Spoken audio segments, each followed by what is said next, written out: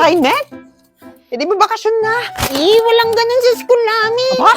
Teka, sugurin ko yung mga yan. Wag na, Nay. Madali lang naman yung assignment ko Ano ba kasing assignment yan? Alamat. Alamat? Alamat mo, Nay. Alamat ko? Alamat ng chismosa. Anak naman. Sige na. Oo, chismosa ako, pero hindi ko alam yung alamat ng chismosa na yan. Nay, tulungan mo ako.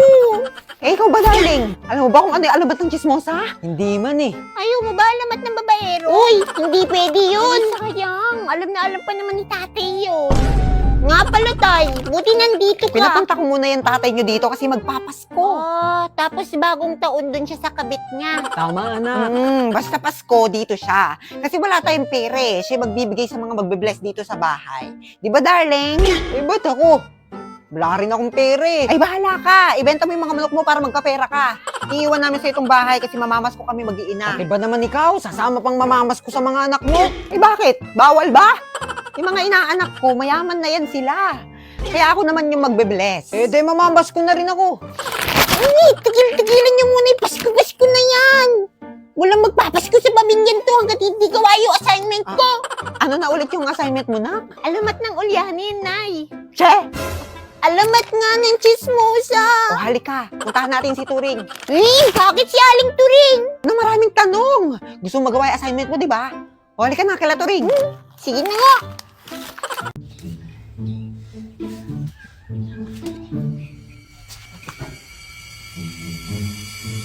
Ang ganda-ganda ng araw ngayon. Parang sarap maglaro. Aling Turing? Nay, si Aling Turing patay na ata. Patay? Saan? Turing! Bebeng, tawagin mo si Kapitan! Ha? Bakit si Kapitan? Basta tawagin mo si Kapitan! O sige. Punta raw po kayo sa bahay. Sabi ni nanay may problema po kasi. Ako bata, marami pa akong dapat unahin, ha? Busy pa ako, tumawag ka lang ng ibang kagawad dyan. Ala? Si Aling Turing kasi. Si Turing? Paano si Turing? Ala, ang bilis naman niya. Nanay niya ba si Aling Turing? Teka, Marcy, tayo may ulo mo. Turing, okay ka lang ba?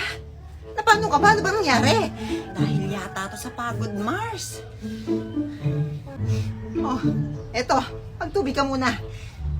Salamat. Bakit ba kasi naparito ka? Maniningil sana ako ng utang, Mars. Kanino? Sa'yo. Ay, naku, Mars. Sa katapusan na lang yung akin. Ano ka ba, Mars? Katapusan na ngayon. Maawa ka naman sa akin. Pagod na ako. Bakit parang galit na galit ka? Kung ganyan lang naman palaging ginagawa mo. Pwes, mag-usap na lang tayo sa barangay. Sige! Ipabarangay mo ako. Nung magkaalaman tayo, wala akong pakialam kahit ipa-billboard mo pa. Nanay, nandyan na si Kapitan. Pwede na ba ako umalis? Bala ka dyan. My only sweetheart. Talaga? My only sweetheart? Ano yon? Teka, Mars, magpapaliwanag ako. You don't have a right to explain. You are not allowed. Mapriso ka lang. Agoy. Sige, ganito na lang. Hindi na ako maniningil. Hindi na kita sisingilin. Basta, shh ka lang, ha? Ikaw, Kap. Anong sa atin? My only sweetheart, ha? Gusto mo bang i-text ko si Kapitana? Wag mong ipapaalam. Ito, Saan galing to? nakuha ko yung sa link na nasa bio ko. Pwede kang manalo dun. Okay. Pero... Kapitana!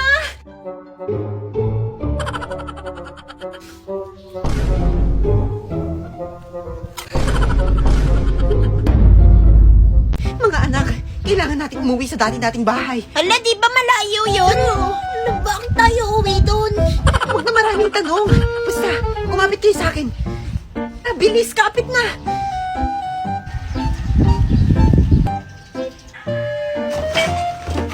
Wala dapat makaalam nito. No! Ano yun? Nay, paano mo nagawa yun? Isa akong diwata. Di may lahi din kaming diwata. Oo, nak. Wow! Talaga, Nay? Ikaw hindi. May lahi kang manigno. No. malapit nyo na rin matuklasan ng mga kapangyarihan nyo. Kaya dapat maging handa kayo.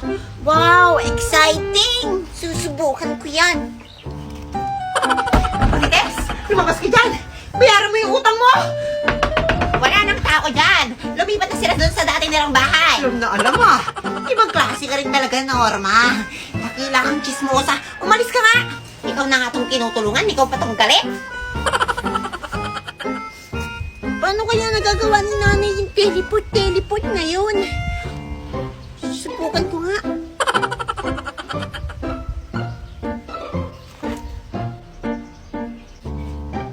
Ay! Oh! Nagawa ko! Ah! Retreat! Nawala. Takas ka ng takas sa utang mo ah. Sa akin na kung malaman mo. Teka, nasa bahay na ako ulit. Diyan ka lang. Walang kikilos ng masama. Kung ayaw masaktan. Paano to, Ring? Huwag kang maingay kung gusto mo pang mabuhay. Tatawagan ko ang nanay mo.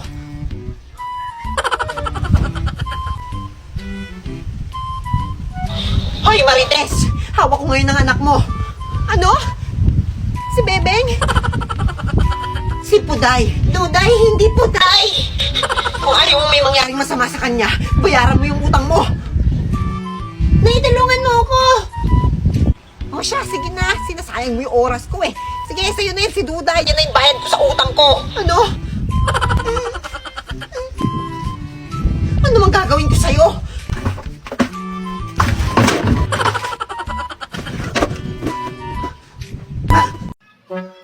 Mami, nagugutom na po ako. Oh, talaga ba anak? Oh, sige. Ito, 50 oh. Bili ka muna ng pagkain dun, ha? Pira! Yay! Magsasaing pa si Mami. Utuk. Cute naman ang baby.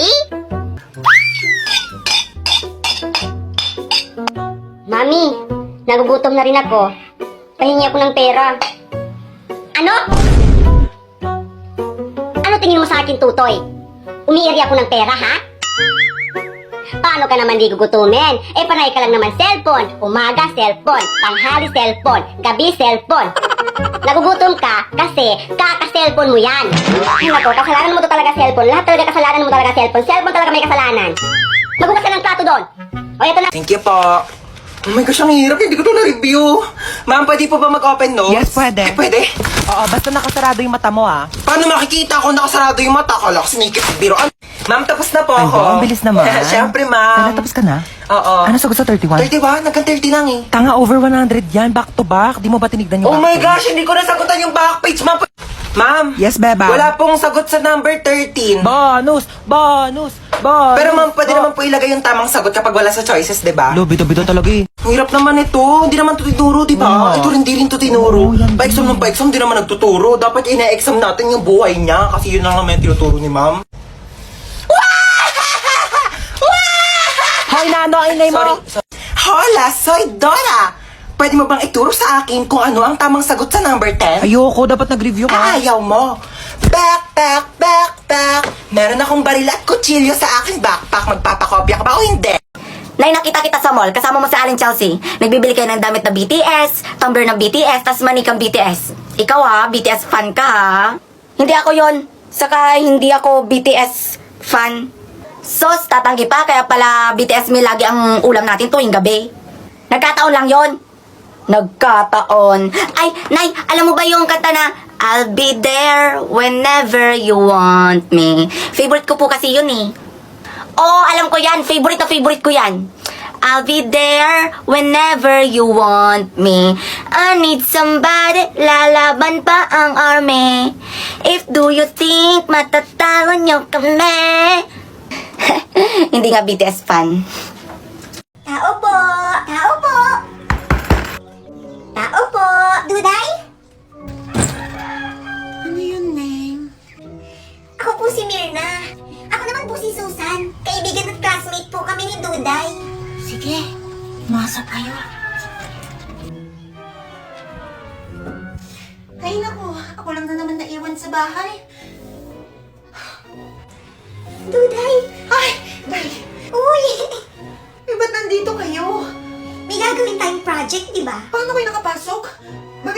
tumawag. Kanina pa kami tawag ng tawag, kaso walang sumasagot. Buti nga pinagbuksan pa kami ng nanay mo ng pinto. Teka, nanay ko? Oo, si Tita Marites. Pero, Sige na. Sige na, doon na kami ah. nanay ko? Kakaalis lang nila nanay ah. Bibili muna ako ng makakain natin ha. Sige, sige.